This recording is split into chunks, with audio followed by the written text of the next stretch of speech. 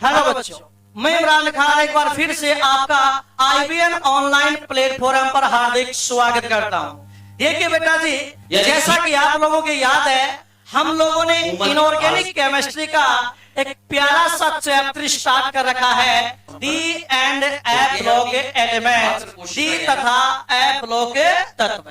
ठीक है बेटा, इस चैप्टर में सबसे पहली बात बेटा मैंने आपको बताया था कि भाई अपना ये जो चैप्टर है डी तथा एफ ब्लॉक तत्व है, इस चैप्टर को अपन दो पार्ट में डिवाइड करते हैं। पहला पार्ट हमने स्टार्ट कर रखा है डी ब्लॉक एलिमेंट्स, और डी ब्लॉक एलिमेंट्स का बेटा जितना भी इंट्रोडक्शन मैं आपको दे सकता था वो पूरा का पूरा इंट्रोडक्शन बेटा मैंने आपको दिया है। अब बेटा ये जो डी ब्लॉक एलिमेंट्स है इसको मैं आपको पॉइंट वाइज पढ़ाऊंगा, लेकिन उसके पहले बेटा आपको दो परिभाषा याद करनी पड़ेगी।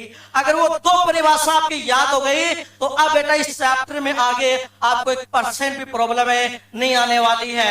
जो पहली परिभाषा याद कीजिए, वो दिन जिस दिन मैंने आपको बताया था कि प्रभावी नाभिकीय आवेश, प्रभावी नाभिकीय आवेश क्या होता है। और बेटा प्रभावी नाभिकीय आवेश को अपन किससे लिखते हैं? जेड इफेक्टिव से लिखते हैं। किससे लिखते हैं भाई? जेड इफेक्टिव से। तो बेटा प्रभावी नाभिकीय आवेश की परिभाषा क्या होती है कि किसी भी परमाणु में, कोई भी परमाणु होती, किसी भी परमाणु में, किसी भी परमाणु में, ठीक है बेटा, किसी भी परमाणु में बाह्यतम कोश के इलेक्ट्रॉन पर, बाह्यतम कोश के इलेक्ट्रॉन पर, इलेक्ट्रॉन पर नाभिक में उपस्थित, नाभिक में उपस्थित प्रोटॉनों के द्वारा, प्रोटॉनों के द्वारा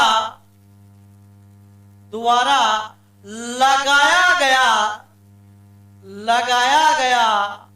कुल, ध्यान देना, लगाया गया कुल। इस वर्ड को बेटा आपको अंडरलाइन कर लेना है, इस वर्ड को बेटा आपको अंडरलाइन कर लेना। क्या? कुल।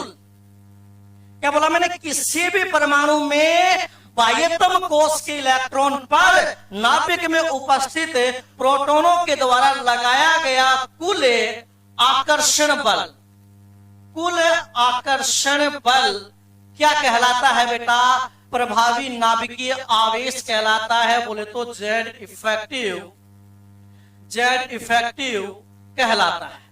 अरे यस कि नो? तो बताइए बेटा प्रभावी नाभिकीय आवेश की डेफिनेशन आपने क्या सीखी कि किसी भी परमाणु में बाह्यतम कोश के इलेक्ट्रॉन पर नाभिक में उपस्थित प्रोटॉनों के द्वारा लगाया गया कुल आकर्षण बल, आकर्षण बल नहीं, कुल आकर्षण बल। देखिए कैसे, फॉर एग्जाम्पल आता हूं, हालांकि ये बात मैंने आपको भी रखी।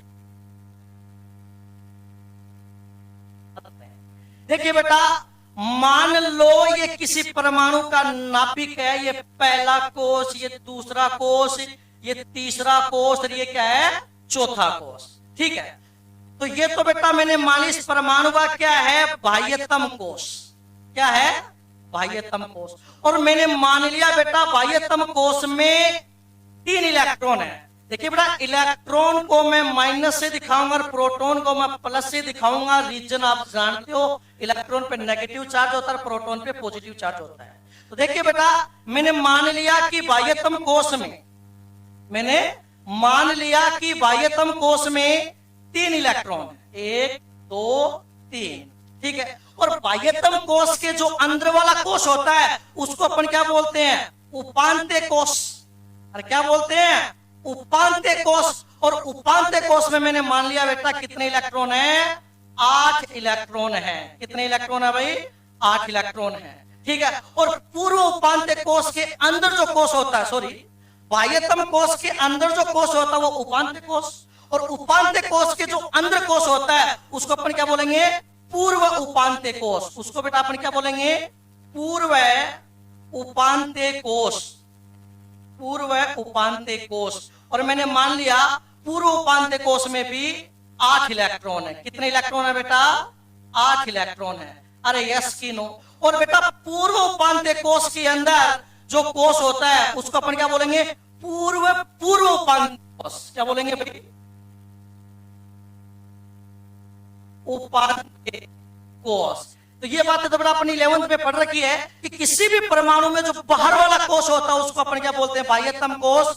उसके अंदर वाले कोश को उपांत्य कोश, उसके अंदर वाले कोश को पूर्व कोश, उसके अंदर वाले कोश को पूर्व उपांत्य कोश। यदि इसके अंदर भी कोई कोश होता तो पूर्व उपांत्य कोश।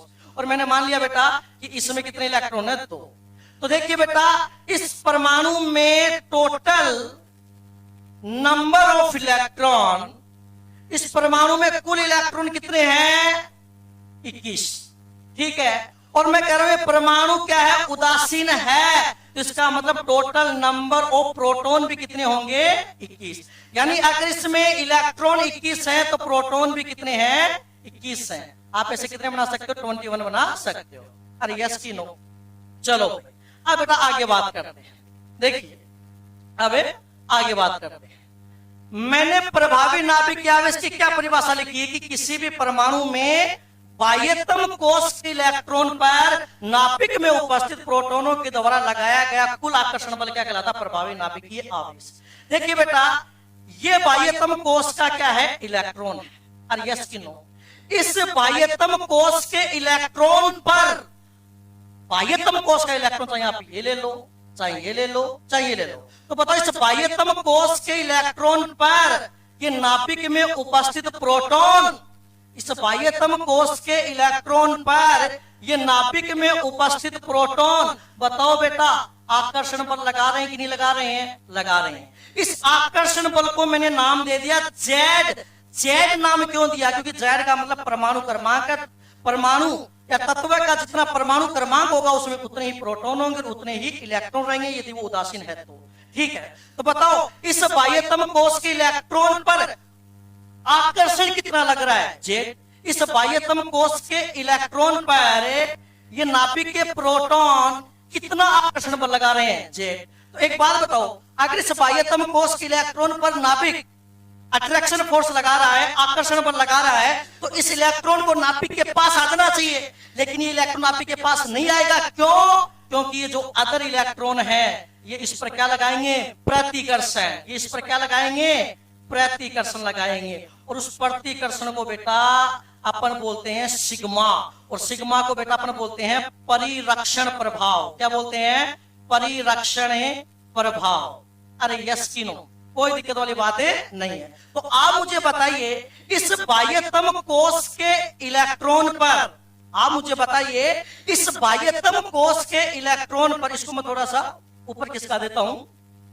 आप मुझे बताइए बेटा इस बाह्यतम कोश के इलेक्ट्रॉन पर, ये मान लो बाह्यतम कोश है, ये इसका क्या है? इलेक्ट्रॉन है। तो आप बेटा मुझे एक बात का जवाब दो, इस बाह्यतम कोश के इलेक्ट्रॉन पर कितने बल लग रहे हैं? तो एक तो जेड और एक क्या लग रहा है? सिग्मा। अब आपको पता है कि भाई बाह्यतम कोश के इलेक्ट्रॉन पर दो बल लग रहे हैं, एक तो क्या जेड और एक सिग्मा। अब अपने को यह पता करना है कि जेड ज्यादा है कि सिग्मा ज्यादा है। तो नॉर्मल सी बात है, इस इलेक्ट्रॉन को खींचने वाले कितने हैं? 21। अरे नाभिक में प्रोटॉन कितने? 21। लेकिन धकेलने वाले कितने हैं? 20। एक तो खुद हो गया और खुद पे प्रतिकर्षण तो लगा नहीं सकता। इसका मतलब जेड क्या है? ज्यादा और सिग्मा क्या है? कम। तो ध्यान देना इससे बाह्यतम कोश के इलेक्ट्रॉन पर बल तो दो लग रहे हैं, लेकिन कुल बल की यदि मैं बात करूं तो वो क्या होगा बेटा? Z minus sigma. क्यों भाई? इस बाह्यतम कोश के इलेक्ट्रॉन पर 21 प्रोटॉन आकर्षण बल लगा रहे हैं, तो 20 इलेक्ट्रॉन उसको धकेल भी तो रहे हैं, तो आकर्षण बल क्या है? ज्यादा, और प्रतिकर्षण बल क्या है? कम। तो कुल बल कितना आ जाएगा? Z minus sigma. ठीक है। और कुल बल को अपन ने क्या कहा है? Z effective. तो जेड इफेक्टिव बराबर क्या होगा? Z minus sigma. तो शायद आपको जेड इफेक्टिव की परिभाषा बेटा आपको समझ में आई होगी। देखिए मैंने प्रभावी नाभिकीय आवेश की परिभाषा क्या बताई आपको? मैंने प्रभावी नाभिकीय आवेश की परिभाषा क्या बताई आपको? कि किसी भी परमाणु में बाह्यतम कोश के इलेक्ट्रॉन पर नाभिक में उपस्थित प्रोटॉनों के द्वारा लगाया गया कुल आकर्षण बल, लगाया गया कुल आकर्षण बल क्या कहलाता बेटा? प्रभावी नाभिकीय आवेश कहलाता है। और आप तो शॉर्ट में इतना ही याद कर लो, आप तो शॉर्टकट में इतना ही याद कर लो कि साहब जेड इफेक्टिव का मतलब है कुल आकर्षण। और किस किस के बीच का आकर्षण? नाभिक के प्रोटॉन बीच का कुल आकर्षण। कुल आकर्षण क्या हो जाएगा? Z minus sigma. इस जेड माइनस सिग्मा को ही अपन क्या बोल देते हैं? Z effective. अरे यस की नो? अरे कोई दिक्कत वाली बात है क्या? कोई दिक्कत वाली बातें नहीं है। तो शायद बेटा आपको प्रभावी भाषा समझ में आई होगी। तो देखिए बेटा, मैंने आपको क्या कहा था? मैंने आपको ये कहा था कि अब इस चैप्टर में आगे बढ़ने से पहले अपने को दो परिभाषा पढ़नी पड़ेगी। पहली परिभाषा क्या है? प्रभावी नाभिकीय आवेश, जो कि शायद आपकी याद हो गई होगी। आप तो सिर्फ इतना याद कर लेना, प्रभावी नाभिकीय आवेश का मतलब है कुल आकर्षण। किस किस के बीच का आकर्षण? बाह्यतम कोश के इलेक्ट्रॉन और नाभिक के प्रोटॉन के बीच का कुल आकर्षण क्या कहलाता? प्रभावी नाभिकीय आवेश। Thank you very much.